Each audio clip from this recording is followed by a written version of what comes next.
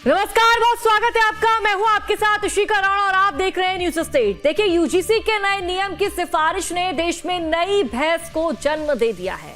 सवर्ण समाज ने नए नियम को काला कानून बताते हुए मामले को लेकर कोर्ट से सड़क तक लड़ाई शुरू कर दी है। शहर शहर प्रदर्शन का दौर शुरू हो चुका है। समाज अगड़ों और पिछड़ों में बढ़ता हुआ नजर आ रहा है। मध्य प्रदेश और छत्तीसगढ़ भी इससे अछूता नहीं है। सरकार से नए नियम पर पुनर्विचार करने और इस पर रोक की मांग की जा रही है। कई तरह के सवाल खड़े हो रहे हैं। सवाल भी आपके समक्ष रखेंगे। खास मेहमानों का पैनल भी हमारे साथ जुड़ेगा, लेकिन सबसे पहले देखिए एक रिपोर्ट।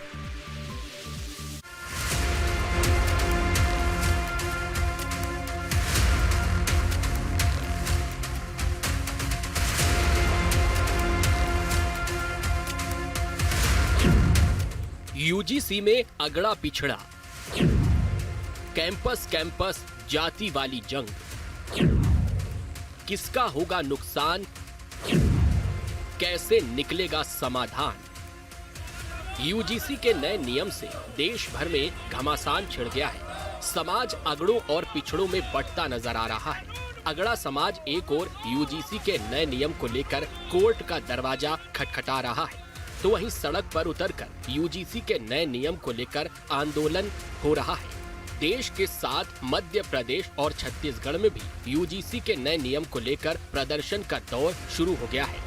मध्य प्रदेश की इन 3 तस्वीरों को देखकर आप इस बात का अंदाजा लगा सकते हैं। देश का एक वर्ग आर पार की लड़ाई के मूड में है। इंदौर में करड़ी सेना ने जहां सरकार की सद्बुद्धि को लेकर हनुमान चालीसा का पाठ किया, तो वहीं रायसेन में सर्व हिंदू समाज यूजीसी के नए नियम के खिलाफ सड़क पर उतरा। तो भोपाल में भी एक वर्ग ने नियम को वापस लेने की मांग को लेकर प्रदर्शन किया। देखिए, एक तरफ तो देश में हिंदू एक करो के नारे लगाए जा रहे हैं कि जात पात की करो विदाई, हम सब हिंदू भाई भाई, और दूसरी तरफ सवर्णों के साथ इस प्रकार का अत्याचार। क्या सवर्ण होना हिंदू होना नहीं है? क्या सरकार की नजर में सवर्णों की गिनती हिंदुओं में नहीं आती है? क्या ये बहुत ही प्रकार की दोहरी नीति और नीति को उजागर करते हुए दिखाई दे रहा है। हम चाहते हैं कि भारतीय जनता पार्टी की मोदी सरकार जो है तत्काल बिना देर करे इस कानून को वापस ले ले। यूजीसी के नए नियम को लेकर जहां अगड़ा वर्ग विरोध कर रहा है, वहीं पिछड़ा वर्ग भी सड़क पर उतर आया है। दोनों के अपने अपने तर्क हैं। विरोध और समर्थन में अपनी अपनी दलील दी जा रही है। यूजीसी का विरोध करने वाले कह रहे हैं कि नियमों के गलत इस्तेमाल का खतरा है। यूजीसी का समर्थन करने वाले कह रहे हैं कि सामाजिक न्याय का दावा, सवर्णों से भेदभाव बढ़ेगा।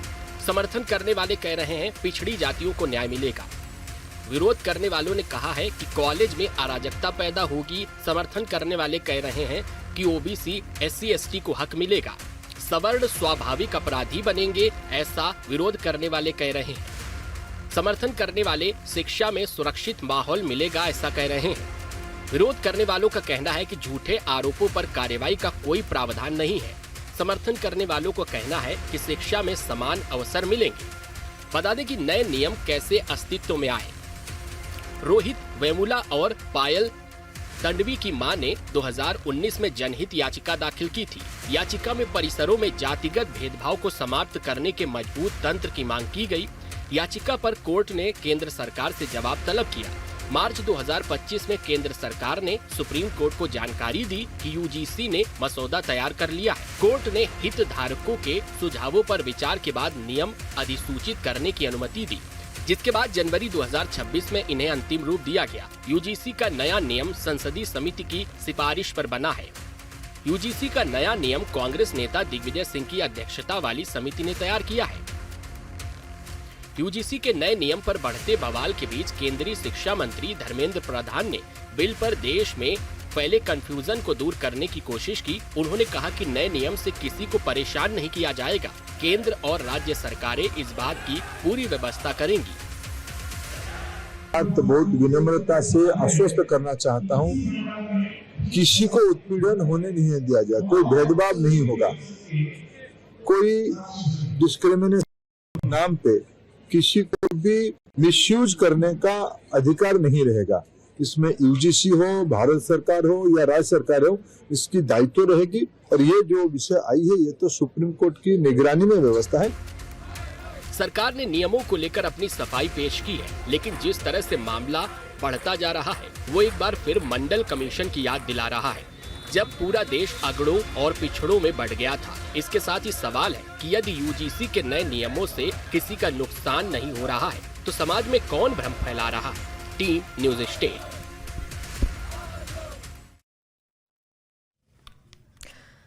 तो देखिए, इसको लेकर सियासत काफी ज्यादा गर्मा रही है और सवाल खड़े हो रहे हैं। क्या सवाल है वो हम आप तक पहुंचाते हैं, आपके समक्ष रखते हैं। पहला सवाल, क्या यूजीसी के नए नियमों से सवर्ण की परेशानी बढ़ेगी, यानी कि सवर्ण समाज के जो लोग हैं उनकी परेशानी, दिक्कत बढ़ेगी? दूसरा सवाल, कैंपस जाति वाली जंग, किसने नफरती रंग खोला है? तीसरा, नए नियमों पर घमासान, किसका नुकसान होगा?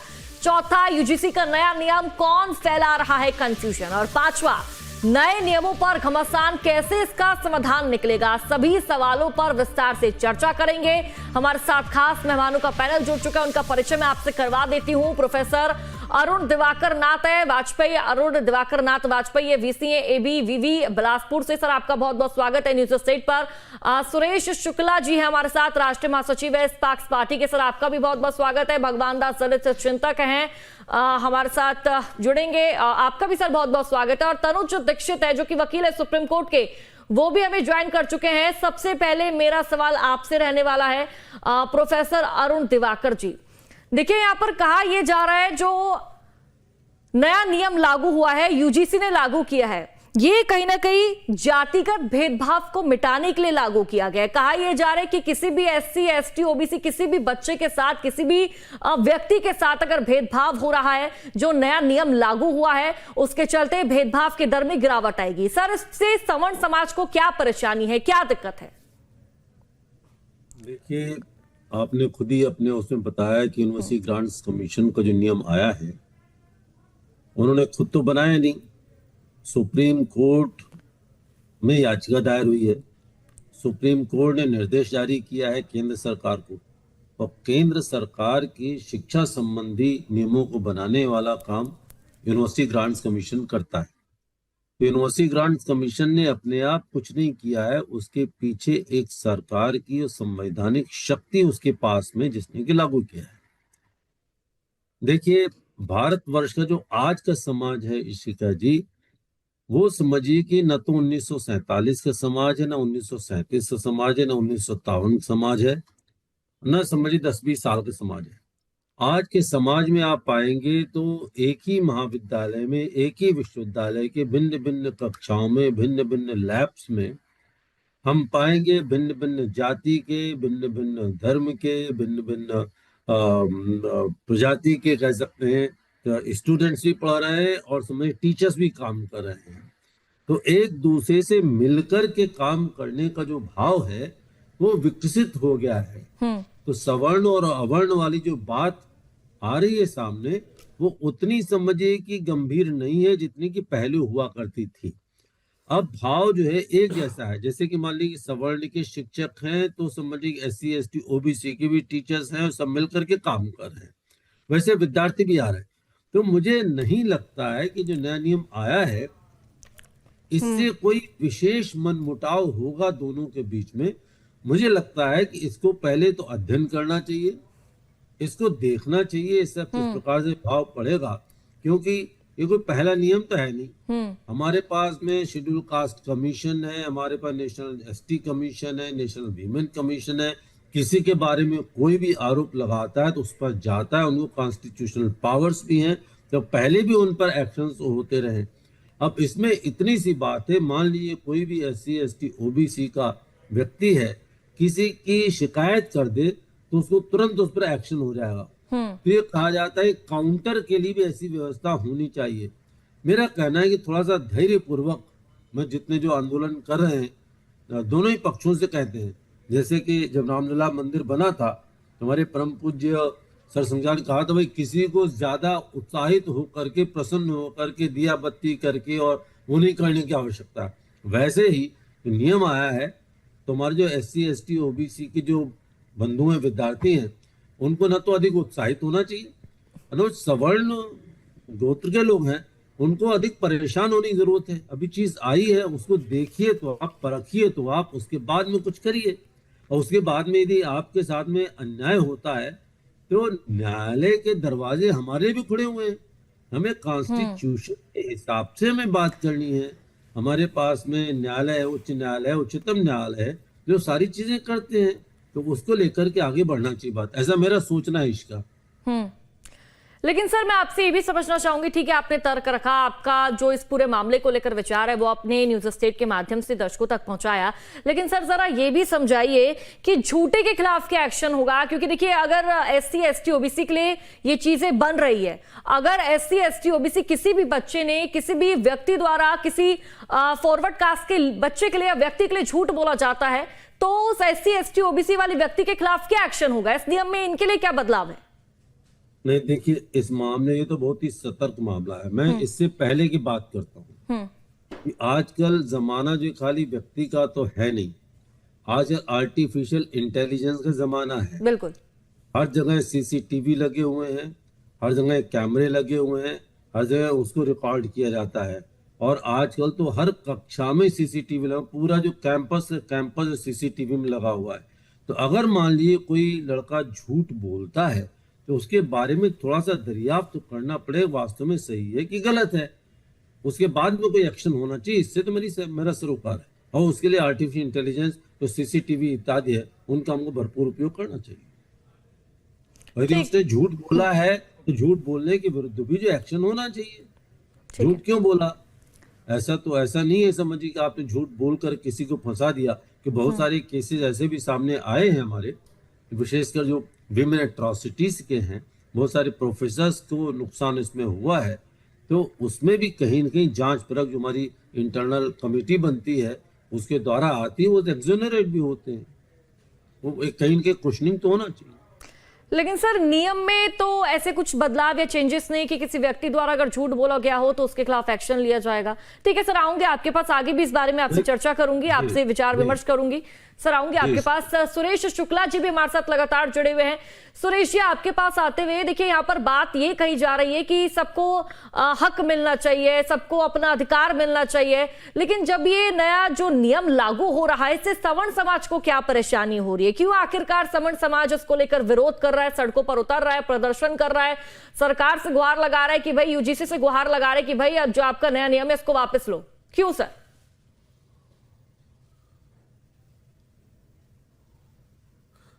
देखिए, अनुच्छेद 14 में समानता का अधिकार दिया हुआ है। एक कॉलेज में सभी समाज के व्यक्ति पढ़ते हैं। जब सभी समाज के व्यक्ति पढ़ते हैं तो थोड़ा बहुत विवाद होता है। ऐसा नहीं कि सामान्य वर्ग वाला ही अत्याचार करता है। बिल्कुल, OBC वर्ग का भी, सामान्य वर्ग के बच्चों पर भी अत्याचार होता है। SC ST के बच्चे भी अत्याचार करते हैं, लेकिन उन पर तो कोई कार्रवाई नहीं होती है। तो जब समानता की बात करते हैं तो इसमें कानून बनाने की जरूरत नहीं है, क्योंकि जब बच्चे पढ़ेंगे तो लड़ेंगे भी, और लड़ेंगे तो एक साथ भी घूमते हैं, एक साथ खेलते भी हैं, एक साथ बैठते भी हैं, एक साथ खाना भी खाते हैं। इसमें कानून बनाने की जरूरत नहीं थी। लेकिन सरकार क्या है कि देश को बांटने की राजनीति कर रही है, वोट की राजनीति है। और UGC जो बनाया है, इन्होंने सवर्ण वर्ग को बिल्कुल ये मान लिया कि जिसने बीजेपी को बनाया, सरकार को बनाया, उसके खिलाफ ये कानून बना रहे हैं। ये लाके क्या सिद्ध करना चाहते हैं? पहले कांग्रेस वालों ने किया, उसके बाद उन्होंने कहा कि मैं आपसे बढ़ के हूं, तो बीजेपी वालों ने कर दिया सरकार में लाके। भाई, जब अगर उसमें कोई कानून नहीं, आज ये देखिए कि एट्रोसिटी एक्ट के जो एक्ट 70,000 केस है, 70,000 केस में करीब 60,000 केस झूठे हैं। क्या उस झूठे केसों में उनको सजा हो रही है? क्या झूठे केसों में कोई सामान्य वर्ग व्यक्ति कोई वो करता है तो उनको होती है? आज सामान्य वर्ग का व्यक्ति, कितने लोग जेल में बंद हैं, उनकी कोई सुनवाई करने वाला नहीं है। जब कह रहे काउंटर होना चाहिए तो कौन जांच करने वाले भी तो वही हैं, बैठे वाले भी तो वही हैं, शिकायत करने वाले तो वही हैं। क्या होगा देश में? इस तरीके से अराजकता तो फैलेगी। अगर ऐसे ही लोग मोदी जी चाहते हैं तो सामान्य वर्ग के लिए कॉलेज अलग बना दे, SC ST के लिए अलग बना दे, OBCD के लिए अलग बना दे, सबके लिए अलग अलग बना दे। कहीं लड़ाई नहीं होगी, आप आपस में लड़ते रहेंगे। तो इसमें योग्यता का भी हनन होता है। जब सामान्य व्यक्ति का बच्चा पढ़ता है तो उससे लोग बाग सीखते भी हैं, ओबीसी भी होती है, इसमें जातिवाद की व्यवस्था खत्म होती है। अगर बच्चे सामान्य नहीं पढ़ेंगे, एक साथ नहीं बैठेंगे, एक साथ नहीं खाएंगे, तो समानता का अधिकार कहां से आएगा? और देश हमारा समानता के अधिकार बात कर रहा है। जब समानता की बात करता है तो इसमें बच्चों पे एजुकेशन की बात नहीं होना चाहिए। आज तो ये हो गया कि बच्चा हमारा कोई लड़कियों का कोई अत्याचार करेगा, कौन सुनने वाला है? क्योंकि उन पर कोई भी अत्याचार सामान्य वर्ग के व्यक्ति पे, बच्चे पे, SC ST OBC, उनको कुछ भी कह देता है, कुछ भी कर देता, गाली देता, मारता पीटता है, तो उनकी तो कोई सुनने वाला है नहीं। तो पर ये ऐसा कानून किस काम का कानून है?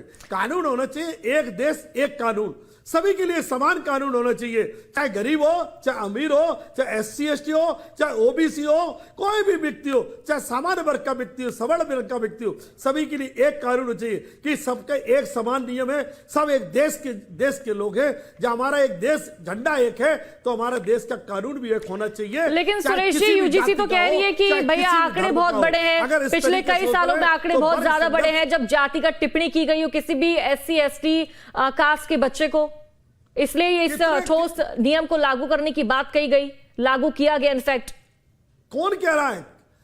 कितने लोग आए? अरे देखिए ये है कि इसमें जांच होती है। कितने होते? 1-2% तो सभी जगह होते हैं। क्या ऐसा तो नहीं है कि 50% हो गए हो, 25% हो गए?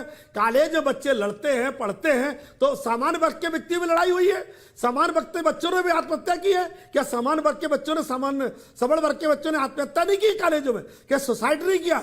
ये बच्चे सुसाइड इसलिए करते जाते हैं क्योंकि इनके पढ़ाई का जो प्रेशर होता है, पढ़ाई के प्रेशर के कारण सुसाइड करते हैं, ना कि लड़ाई के कारण सुसाइड करते हैं। क्योंकि सबके हाथ पैर दिए, सब समानता है, सब लड़ने में होशियार है, फिर इसमें समानता कहां से आ गई?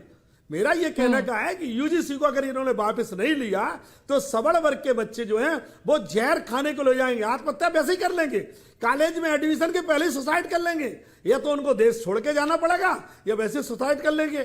क्योंकि आज पहले ही देखा है कि एट्रोसिटी एक्ट पे कितने के 70,000 केस पेंडिंग पड़े हुए हैं, लोग बाग जेल में। इसी तरीके का अपने विश्वविद्यालय में जाएगा तो ऐसे ही होंगे, बच्चे सुसाइड करेंगे। तो हमारा ये इससे बढ़िया है कि लोग बाग धर्म परिवर्तन क्यों करते हैं? आज देश छोड़ के क्यों जा रहा है? देश में 70% जो है सामान्य वर्ग जो है वो टैक्स देता है। अगर देश 70% अगर सबल वर्ग टैक्स नहीं दे तो देश चलेगा कैसे? मैं ये पूछना चाहता हूं सरकार से, कैसे चलाओगे? आप सबल वर्ग के बच्चे हैं, इंटेलिजेंट है, पढ़े लिखे हैं, सब वो कभी लड़ेंगे क्या? आपने देखा होगा कि सबल वर्ग इतना बुद्धिजीवी वर्ग है कि अभी इतना होने के बावजूद कितना आंदोलन हुआ। अगर ये दूसरे लोगों के लिए कानून होता तो 13 तारीख से आज कितनी तारीख हो गई? अभी तो देश में आंदोलन के आंदोलन हो जाता। जबकि मैं कहना चाहता हूं सरकार से इसको वापस लिया जाए और समानता का अधिकार होना चाहिए, सभी के लिए एक कानून होना चाहिए। आज 13 तारीख से आज तारीख हो गई, 27 तारीख हो गई, आज कितने दिन हो गए? 10 दिन हो गए, बताइए आप। 12 दिन होगा, कोई सुनवाई नहीं है। तो ये सरकार खुद ही इस तरीके का कानून लाती है कि देश में विभाजन हो और देश को इस तरीके से विभाजन। ठीक है सुरेश जी, इसका जवाब हम भगवान दास जी से ले लेते जो कि दलित चिंतक है, हमारे साथ जुड़े भी हमारे साथ मौजूद है। भगवान दास जी, आपके पास आते हुए, सर इस नए नियम की, इस नए बदलाव की जरूरत क्यों पड़ रही है? आखिरकार UGC द्वारा समानता समिति बनाने की बात क्यों कही जा रही है? क्या दलितों के साथ कॉलेज में, विश्वविद्यालय में अत्याचार हो रहा है? क्या उन्हें पीड़ित प्रताड़ित किया जा रहा है? क्या उन्हें परेशान किया जा रहा है? Well, please correct my name. I am Dr. Rahul Das, not Bhagwan Das. I am son of Mr. Bhagwan Das, and I am the secretary of All India People's Front, a national political party. Now, I want to say that you wouldn't believe I am graduate from AIMS. When I got selected in AIMS, in the first month, मैं English में बोल दूं? Sir Hindi channel है, हिंदी में बात कीजिए, ज्यादा better रहेगा। जब मैं एम्स में सिलेक्ट हुआ, आपको यकीन नहीं होगा, पहले महीने में मेरा एक टीचर मुझसे पूछता है, who are the black sheeps? आप सोचिए, क्योंकि हम आरक्षित वर्ग से आए हैं, द प्रेजुडिस इतनी गहरी है, तो उसके लिए एक सेफगार्ड बहुत जरूरी है। और आज जो सरकार ने UGC का जो गाइडलाइन दिया, I think they are very relevant. ये जो डिस्क्रिमिनेशन है, ये हमारे इस देश में ही नहीं, अमेरिका में होता था, इसीलिए सैन फ्रांसिस्को में एक कानून पास करना पड़ा उनको जातिवाद के खिलाफ और डिस्क्रिमिनेशन के खिलाफ। This is a global phenomena of of untouchability and discrimination which is going, जो बहुत डीप रूटेड है हमारे इंडियन सोसाइटी में।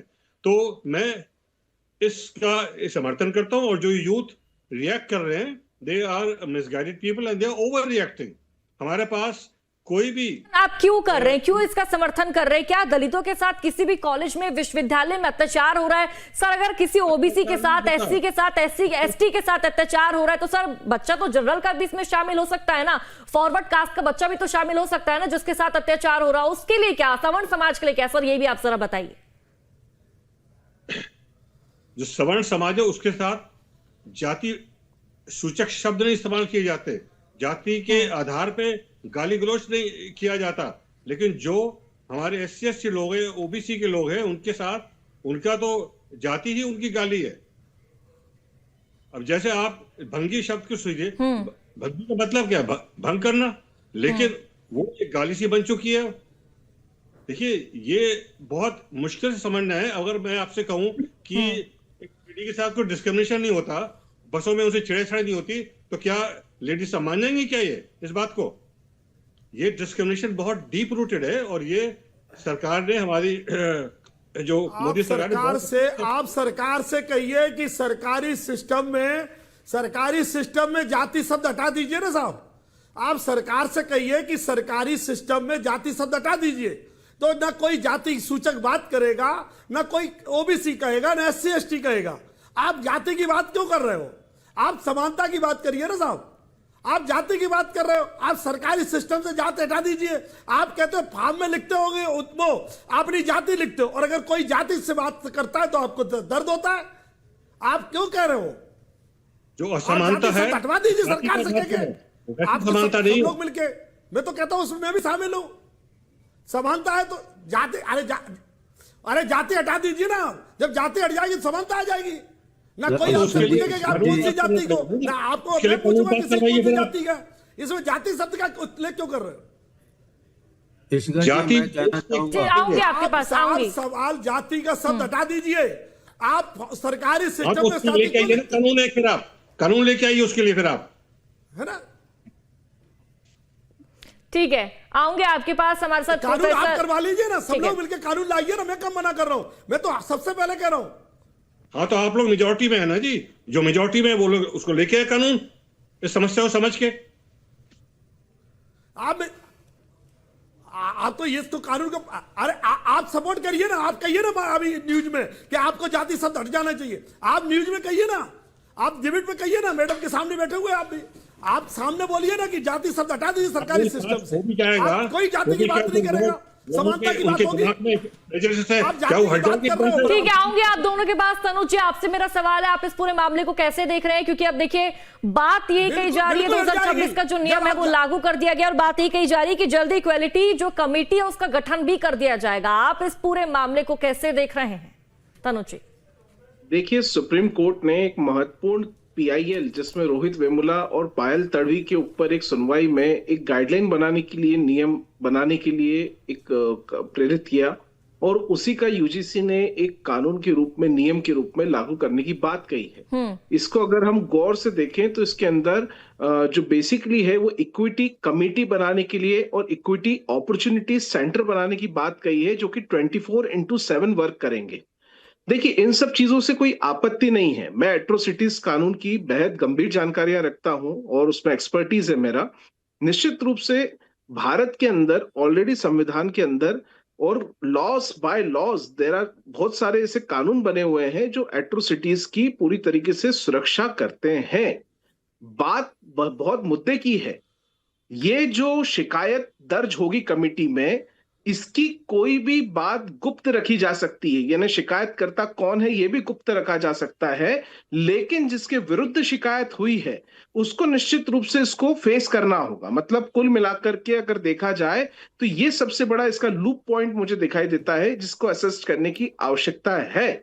क्योंकि जब हम एट्रोसिटीज के एक्ट में कोई धारा में अगर हम किसी की FIR रजिस्टर्ड कराते हैं तो एटलीस्ट सामने किसने FIR रजिस्टर्ड कराई है उसको काउंटर करना, उसको क्वेश करना, सारे उसमें बातें रहती है। लेकिन यहां शिकायतकर्ता गोपनीय होगा, ये बहुत बड़ा पॉइंट है। दूसरा, एक सबसे बड़ी चीज, जब छात्र जीवन जीते हैं, एक छात्र मिनट, जीवन ये में आवाज कम हो रही है, छात्र जीवन में correct इस करोगे तरीके सर। की कोई भी चीजें बाय लॉज हमने हमेशा देखा जी। कि इस तरीके की चीजें होने से बच्चों के अंदर, खास करके जो युवा पीढ़ी है उसके अंदर भी एक जातिगत भाव पैदा करने की कोशिश की जाएगी, जो कि बेहद गलत है। जब हम समानता की बात कर रहे हैं, अच्छा यही चीज कल को अगर किसी सामान्य वर्ग के छात्र के साथ में होगी तो वो अपनी शिकायत कहां रजिस्टर्ड करने जाएगा? ऐसा इस नियम में, क्योंकि देखिए कानून हमेशा दोनों पक्षों को लेकर के चलता है, समानता की बात करता है, हमारा संविधान समानता की बात करता है,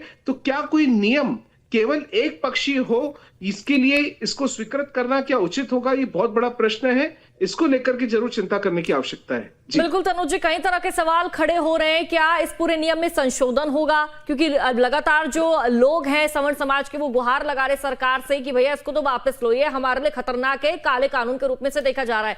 जी आप कुछ कह रहे थे प्रोफेसर अरुण दिवाकर जी, अपनी बात आप पूरी कीजिए। एक तो मैं अपनी टिप्पणी इस पे करना चाह रहा हूँ, जो कि बात आदरणीय शुक्ला जी और जो अपने थे दलित चिंतक राहुल दास जी जी, उनके बीच में हुई थी कि जाति सूचक शब्द का उपयोग के पीछे इंटेंशंस क्या हैं। Intentions are more important than merely speaking about दी जाति सूचक शब्द। इंटेंशन है किसी शब्द को जो अपशब्द बनाता है, उसकी हमको चिंता जरूर करनी पड़ेगी। नंबर 2, जो तनुज जी ने बहुत बड़ा मुद्दा यहाँ पर उठाया है, वो ये है कि कोई भी कानून जो होता है वो सबके लिए बनना चाहिए। बिल्कुल, कानून सबके लिए समान होना चाहिए, एक बराबर का होना चाहिए, किसी भी, क्या सवर्ण समाज क्यों ना, एसटी, एसटी, ओबीसी क्यों ना, किसी के साथ भेदभाव नहीं होना चाहिए। समय के अभाव के चलते आप सभी मेहमानों को मुझे यहीं पर रोकना पड़ रहा है। देखिए, इसको लेकर लगातार जो बवाल है वो मचा हुआ है और तस्वीरें भी हम आपको लगातार दिखा रहे हैं। जगह जगह जो प्रदर्शन है वो देखने को मिल रहा है। एक तरफ सवर्ण समाज के लोग ये कह रहे हैं कि भैया इस नियम को तो वापस लिया जाए, अगर ये नियम ऐसे ही चलता रहा तो सवर्ण समाज के लोगों के साथ ये काफी ज्यादा गलत होगा, काले कानून के रूप में इसे देखा जा रहा है। हालांकि अब देखना होगा आगे मामला कहां तक पहुंचेगा, किस तरह के बदलाव या फिर संशोधन इस पूरे मामले में होंगे। फिलहाल इस बुलेटिन में इतना ही। आ रखेंगे एक छोटे से ब्रेक के लिए, आप देखते रहिए न्यूज़ स्टेट।